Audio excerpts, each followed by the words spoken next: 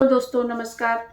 आज हम एक बहुत ही प्यारा सा विवाह गीत लेके आए हैं। जब न्योता विवाह में जाता है बहन के यहाँ, बुआ के यहाँ, उस समय का गीत है। आप लोग ज़्यादा से ज़्यादा गीत को शेयर कीजिएगा, सपोर्ट करिएगा। धन्यवाद। प्रभु के देशवा से आवई बभनवा हो, हथवा हर दिया के गाँठ जी। प्रभु के देशवा से आवई बभनवा हो, हथवा हर दिया के गाँठ जी। बैठऊ बभना रे ऊँच पीढ़िया हो, कहू नैहर कुशलात जी।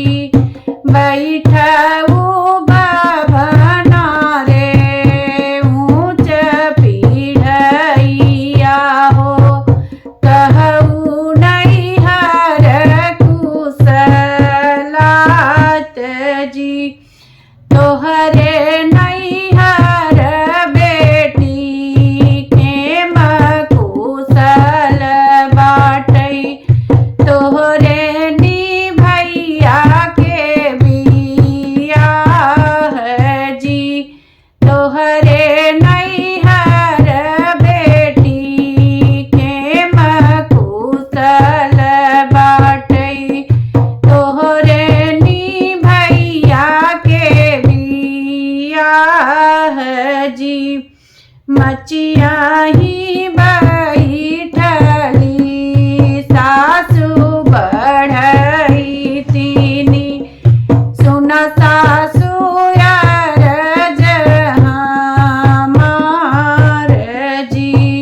मचिया ही बैठली सासु बढ़ई तीनी, सुन सासु यार हमार जी। देहु ना मोरे सासु आपन जी ने सड़िया हो, भैया ने वते हम जाब जी। देहु ना मोरी सासु आपन जी ने सड़िया हो, भैया ने वते हम जाब जी। भैया गनवा चंदन एक पेड़वा हो, अछन बिछन होई गई डार जी।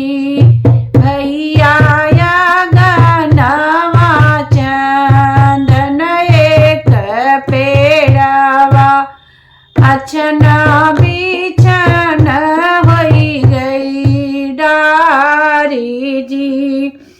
अटकल डरिया फटल जीनी सड़िया हो, सासु जवाब काऊ देव हो।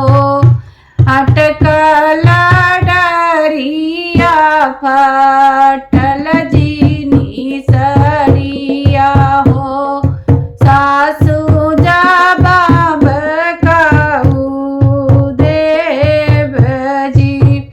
काहे बेटी उल मूल, काहे बेटी मूल मूल, काहे बेटी मन दल गिर जी। अपने नी बेटी के यस कर सजबई, जैसे गावन दोगे जाई जी। काहे बेटी उल मूल, काहे बेटी मूल मूल, काहे बेटी मानदल गिरे जी अपने